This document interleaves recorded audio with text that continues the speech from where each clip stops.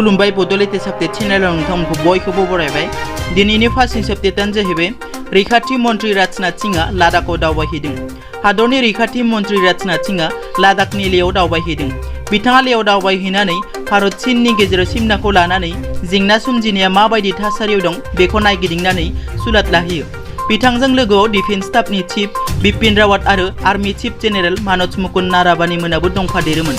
बबेखानि लादाखनि लेहआव दावबायहैनायनि उनाव बिथाङा दिनै जम्मू एन्ड काश्मीरसिम दावबायहैगोन होनना मिथिनो मोननाय जादों। मख'नो गोनांदि भारत चीननि गोजौ थाखोनि मानसिफोरा सावरायलायनायनि उनाव भारत चीननि गेजेराव जेंना सोमजिनाया एसे गाहामाव फैदों। नैथियाव दङ शिवासागर जिल्लायाव फिसाज्लाया गावनि आंगो बिमाखौ बुथारदों। आसाम शिवासागर जिल्लानि सिङाव थानाय नाजिरायाव मोनसे दुखुनांथाव जाथाया जालाङो। शिवासागर जिल्लानि नाजिरायाव फिसाज्लाया गावनि आंगो बिमाखौ बुथारो। बुथारजानाय बिमानि मुंखौ 72 बोसोर बैसोनि अनदा दास आरो बुथारग्रा जुनाद आखुनि मुंखौ केशव दास होनना सिनायथिनाय जादों। मख'नो गोनांदि बे जाथायनि उनाव ओनसोलनि मानसिफोरा गावनि आंगो बिमाखौ बुथारग्रा केशव दासखौ जयै आवग्रिनानै पुलिसनो गथायो। थामथियाव दङ धोरोमगुरु दालाइ लामाया दुखु मोननाय फोरमायदों। धोरोमगुरु दालाइ लामाया आसामाव सोलिबाय थानाय दैबानाजों लोमसावजानानै थैनाय सुबुंफोरखौ लानानै दुखु मोननाय फोरमायदों। बिथाङा गावनि अफिसियेल टुइटार हेन्डेलनि गेजेरजों टुइट खालामनानै दुखु मोननाय फोरमायो। बे टुइटखौ नुनानै आसामनि गिबि मन्त्रि सर्बानन्द सन'वालआ मोनसे टुइटनि गेजेरजों बिथांनिसिम साबायखर बावहरो।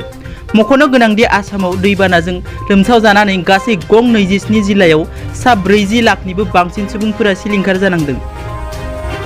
ब्रैथियाव दङ BSF जवानफोरा सासे लाइमोनखौ भारत पाकिस्तान सिमना ओनसोलनिफ्राय बोखाङो। BSF जवानफोरा महाराष्ट्रनि सासे लाइमोनखौ भारत पाकिस्तान सिमना ओनसोलनिफ्राय बोखाङो। बे लाइमोनखौ महाराष्ट्रनि 20 बोसोर बैसोनि सिद्दिकी मोहम्मद जिसान होनना सिनायथिनाय जादों। BSF जवानफोरा बिथांखौ सोंनायाव बिथाङा फोरमायो दि बियो पाकिस्तान कराचीनि थागिबि सामरा मुंनि सासे सिख्लाखौ गोसो थोनायलाय लोगो हमनो होनना सिमनाखौ बारलांनानै पाकिस्तान फारसे थांनो ओंखारदोंमोन।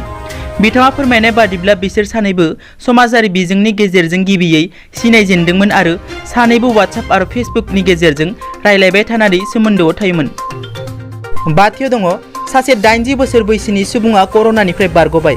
मैया आसामाव 80 बोसोर बैसोनि सासे सुबुङा कर'नानिफ्राय बारग'बाय। बे कर'नानिफ्राय बारग'नो हानाय सुबुंखौ अनिमा बर' होनना सिनायथिनाय जादों। मिथिनाय बादिब्ला बिथांनि देहायाव नायबिजिरनायनि उनाव रिपर्टआ नेगेटिभ फैयो, जायनि उनाव बिथांखौ मैया GMCH देहा फाहामसालिनिफ्राय हगारो।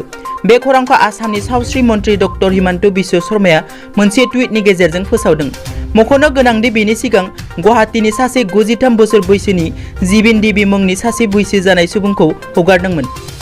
दिनैनि निउस आपडेटआ एसेनोसै। नोंथांमोना जुदि आंनि चेनेलखौ दासिमबो साबस्क्राइब खालामाखै, अन्नानै साबस्क्राइब खालाम। गोजोन्थों।